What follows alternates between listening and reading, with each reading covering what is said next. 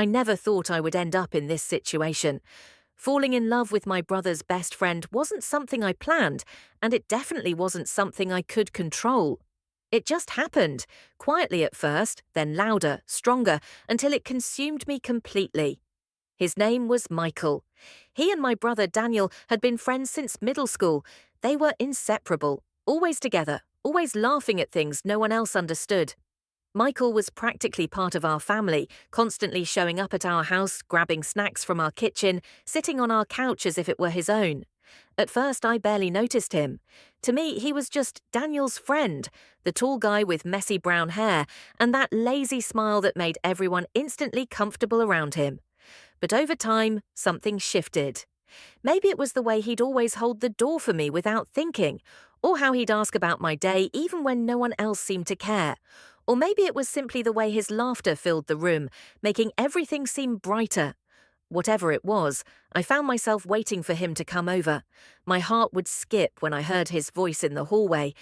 I'd pretend to study at the kitchen table just to have an excuse to be near him, hoping he'd notice me, hoping he'd say something that meant more than casual small talk. But he never did.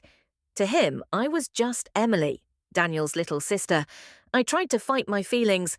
I told myself it was just a silly crush, that it would pass. But the more time I spent around him, the harder it became. He was kind, funny, easy to be around. He had this quiet confidence, the kind that made you believe he could handle anything. And every time he looked at me, even if it was just a quick glance, I imagined it meant something more. I started dreaming of moments that never happened. Him pulling me aside after a movie night, whispering that he liked me too. Him texting me late at night just to say goodnight. Him choosing me, not just as his friend's sister, but as someone he actually wanted. But reality was different. In reality, I sat silently on the couch while he and my brother played video games. In reality, I watched from the corner of my eye as he joked with Daniel, wishing he would look at me like that. In reality, I was invisible, and the longer it went on, the more it hurt. One night, I couldn't keep it inside any longer. Michael had stayed over after Daniel went to bed. We were sitting in the living room, the glow of the TV casting soft light across his face. My heart was pounding, my palms were sweating. I told myself, "Emily, just say it, tell him." So I did. "Michael," I said, my voice shaking, "I like you. Not just as my brother's friend, I think I'm in love with you." The words hung in the air, heavier than I imagined. For a moment, he just looked at me, his expression unreadable. My heart raced, hoping for something, anything. But then he sighed softly, running a hand through his hair. "Emily," he said gently, "you're amazing, you really are, but you're like a little sister to me. I care about you, but not in that way." His words sliced through me. My chest felt tight, like I couldn't breathe. I forced a smile, nodding quickly, pretending it was fine, pretending I hadn't just handed him my heart, only to watch him give it back, untouched. "I get it," I whispered. "Don't worry about it." But inside, I was breaking. That night, I lay awake in bed, replaying every second of our conversation. His voice echoed in my head. "You're like a little sister." It felt like a cruel joke. I didn't want to be his sister. I wanted to be the one he thought about late at night, the one who made his heart race. But I wasn't. The next morning, everything seemed different. The world outside looked the same. The sun still rose, birds still chirped, but inside I felt hollow. Michael came over as usual, and I forced myself to act normal. I smiled, I laughed at his jokes, but every word felt fake. Inside, all I could hear was the sound of my heart cracking. He had no idea what he had done to me. It got worse. A week later, I saw him in a coffee shop. He wasn't alone. A girl sat across from him, laughing, her hand brushing his.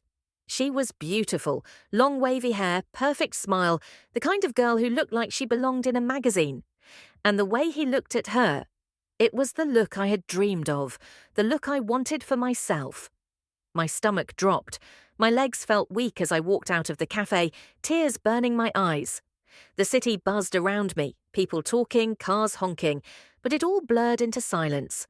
All I could think was, he can love someone, he just doesn't love me. That hurt more than anything. After that, I tried to avoid him. I closed my bedroom door when he came over. I made excuses not to sit with them. When he talked to me, I answered quickly, my voice flat. He probably thought I was just being moody. He didn't know that every word from him twisted the knife deeper. At night, I stared at my reflection and whispered, "What's wrong with you, Emily? Why isn't it you?" But I knew the answer. Love isn't something you can force. Weeks passed.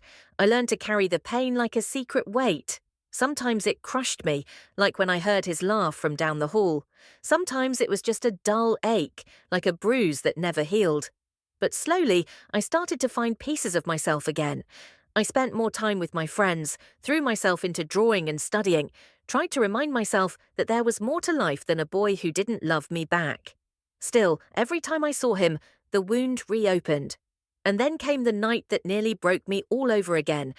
Michael showed up at our house with her, the girl from the cafe. "Hey," he said cheerfully, slipping his arm around her shoulders. "This is Sarah. We're together." My chest tightened. Sarah smiled warmly at me, her eyes shining with affection for him. She was sweet, kind, the kind of girl who didn't deserve my bitterness. But all I could think was, she's the one, not me. I forced a smile, greeted her politely, and excused myself as soon as I could. That night, I cried again. But the tears were different this time. They weren't just for the pain, they were for letting go. Because I finally realized holding on to Michael was only breaking me. After that night, something in me shifted. I still loved him, in a way, but it wasn't the same all-consuming fire. It was softer now, duller, like embers glowing faintly in the ashes. I had cried enough tears to know that holding on would only keep me trapped in the same circle of hurt. But letting go was harder than I thought. Every time Michael came over, every time I heard his laugh echo through the hallway, my heart reminded me of what I had lost. Or maybe what I had never really had.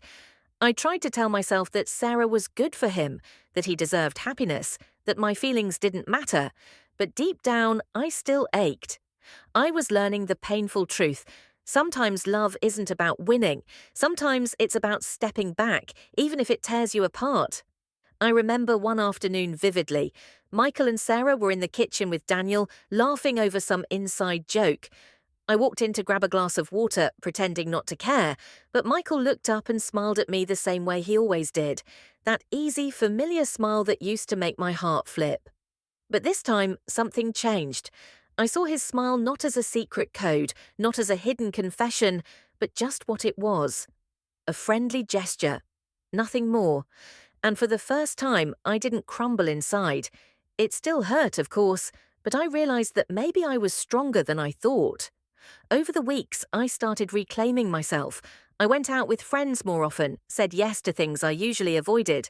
I joined a photography club at school, bought a cheap second-hand camera, and began seeing the world differently, through frames and angles, light and shadow.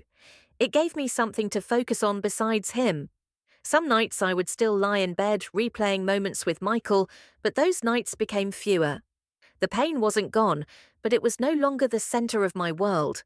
One evening, while editing photos on my laptop, I thought about how love had changed me. It had broken me, yes, but it had also forced me to grow. I had learned vulnerability, learned what it meant to open my heart, even when the outcome wasn't what I wanted. That was its own kind of strength. Still, the universe seemed determined to test me. One Saturday, Daniel invited Michael and Sarah over for a movie night. I tried to avoid them, staying upstairs with my headphones on, but halfway through, I went downstairs to grab a drink. And that's when I saw them, Michael and Sarah, curled up together on the couch, his arm draped over her shoulders, her head resting against him. They looked so comfortable, so natural, like two puzzle pieces that fit perfectly. The sight hit me harder than I expected. My chest tightened, and for a second I couldn't breathe. I wanted to run, to scream, to break something. But instead I turned around quietly, went back to my room and shut the door. That night I cried again. But it wasn't the desperate, hopeless kind of crying I had known before. It was quieter, almost cleansing, because I finally admitted the truth. I was never going to be the girl in his arms. And that was okay. Time has a strange way of healing, not all at once, not in obvious ways. But little by little, The sharp edges of pain softened. Michael was still around, of course. He was still Daniel's best friend, still part of our lives. But I stopped reading into every word he said, stopped hoping for something more. And then one day, I realized I could look at him and not feel that same ache. It was a Saturday morning. He came over to help Daniel fix something in the garage. I walked past them with a cup of coffee, and Michael smiled at me, the same easy smile as always. I smiled back, genuinely this time, without the weight of longing behind it. And in that small moment, I knew I was finally free. It wasn't that I stopped caring about him. I still cared. Maybe part of me always would. But the difference was, I no longer needed his love to feel whole. I had found pieces of myself outside of him, in photography, in friendships, in small joys I had once overlooked. I had learned that my worth wasn't measured by whether or not Michael loved me back, it was measured by me. Months later, Michael and Sarah broke up. I don't know why, I didn't ask and he didn't tell me. But one evening, he was at our house, quieter than usual, sitting on the porch alone. For a moment, I wondered if this was my chance, if maybe now, finally, the timing was right. But then I caught myself.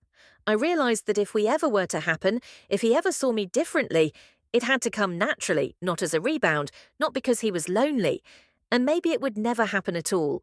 Strangely, I was okay with that, because by then I had learned that my happiness couldn't depend on him.